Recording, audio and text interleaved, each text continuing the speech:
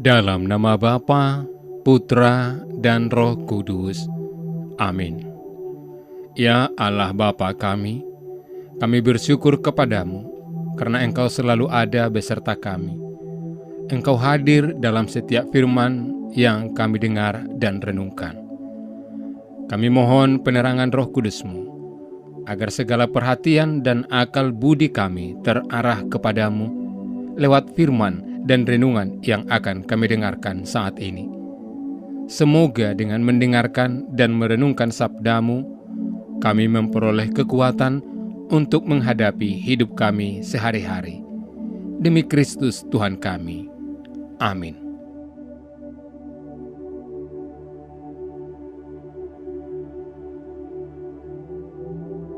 Lalu Yesus pergi dari situ dan menyingkir ke tanah Tirus dan Sidon. Maka datanglah seorang perempuan Kanaan dari daerah itu dan berseru, "Kasihanilah aku, ya Tuhan, anak Daud, karena anakku perempuan kerasukan setan dan sangat menderita." Tetapi Yesus sama sekali tidak menjawabnya. Lalu murid-muridnya datang dan meminta kepadanya, "Suruhlah ia pergi, ia mengikuti kita dengan berteriak-teriak." Jawab Yesus, "Aku diutus hanya kepada domba-domba yang hilang dari Israel." Tetapi perempuan itu mendekat dan menyembah Dia sambil berkata, "Tuhan, tolonglah aku." Tetapi Yesus menjawab, "Tidak patut mengambil roti yang disediakan bagi anak-anak dan melemparnya kepada anjing." Kata perempuan itu, "Benar Tuhan."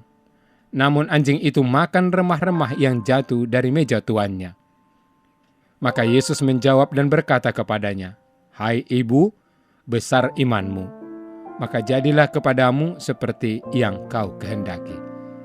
Dan seketika itu juga anaknya sembuh. Demikianlah sabda Tuhan.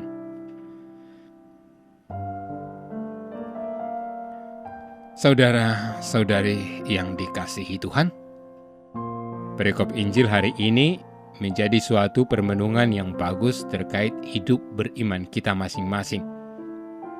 Titik fokus yang mau kita renungkan adalah tentang kemampuan untuk bertahan dalam segala situasi. Kerap terjadi bahwa orang mudah putus asa karena tidak diterima oleh orang lain atau lingkungan. Keadaan demikian terkesan menyakitkan dan tidak mudah. Tetapi perempuan Kanaan dalam Injil hari ini membuat kita dapat memiliki cara pandang yang berbeda. Kita bisa merasakan bahwa perempuan itu sebagai orang yang betul-betul tidak dianggap dan tidak dihargai. Label Kanaan membuat perempuan itu diperlakukan dengan tidak menyenangkan.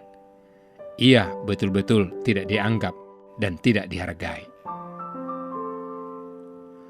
Saudara yang terkasih dalam Kristus, Matius mengangkat dalam Injilnya perempuan Kanaan yang percaya. Tujuan Matius jelas bahwa orang seperti perempuan Kanaan pun di hadapan Yesus adalah bagian dari yang berharga, yang layak mendapatkan rahmat keselamatan. Syaratnya adalah percaya. Perempuan Kanaan karena label percaya tadi tidak menggubris label negatif pada dirinya. Ia beriman dan tetap fokus terhadap kebaikan anaknya. Itulah sebabnya ia memberanikan diri berdialog dengan Yesus. Karena ia percaya bersama Yesus selalu ada solusi dan jawaban atas persoalan yang dia hadapi. Perempuan Kanaan ini adalah seorang yang tidak menyembah Tuhan. Iman yang dimilikinya berasal dari cerita-cerita tentang perbuatan Tuhan yang menyebar pada waktu itu. Namun wanita itu berjumpa dengan kemuliaan Tuhan pada saat didesak oleh kebutuhan. Mari kita memiliki cara pandang seperti itu ketika kita mengalami persoalan, masalah, dan pergumulan yang mendesak. Biarlah itu membuka jalan yang jelas untuk kita bersandar sepenuhnya kepada Tuhan. Jangan pernah kita menjadikan kebutuhan dan pergumulan hidup sebagai alasan untuk kita jauh dari Tuhan. Melainkan, kita harus menjadikan setiap kebutuhan sebagai tempat untuk kita semakin mendekat dan mengalami Tuhan secara pribadi. Label tahan uji juga bisa menjadi label baru bagi tokoh perempuan itu. Meskipun dia dijatuhkan dan disingkirkan, tetapi dia memilih untuk bertahan dan terus mendekati Yesus. Apa buahnya? Iman kepercayaannya menjadikan anak perempuannya terbebas dari kuasa jahat. Dia pun menjadi orang terberkati. Itulah buah indah dari iman kepercayaan. Saudara-saudari yang terkasih dalam Kristus, semoga kita juga akhirnya mampu bertahan dalam berbagai macam ujian hidup. Sebab terkadang masalah dan tantangan dihadapkan kepada kita supaya kita datang dekat kepada Tuhan. Semoga kita sebagai orang yang beriman dan percaya pada Yesus Kristus senantiasa mendekatkan diri dan memohon kepada Allah. Tuhan memberkati.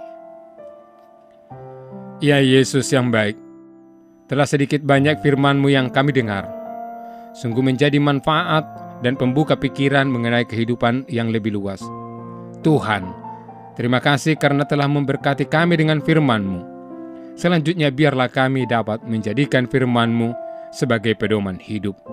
Bimbinglah kami menuju jalan yang terang.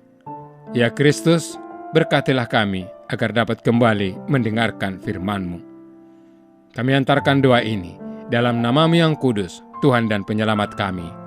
Amin. Allah yang Maha Kasih, kami bersyukur atas rencana perjalanan apostolik Bapak Suci Fransiskus ke Indonesia. Semoga perjalanan ini menjadi pengalaman iman yang mempererat persaudaraan dalam keanekaragaman, memperkuat bela rasa kepada saudari-saudara kami yang miskin, lemah, tersingkir, dan menderita. Kami mohon kepadamu, berilah kesehatan yang baik bagi Bapak Suci, agar rencana kedatangannya menjadi berkat bagi gereja dan bangsa Indonesia.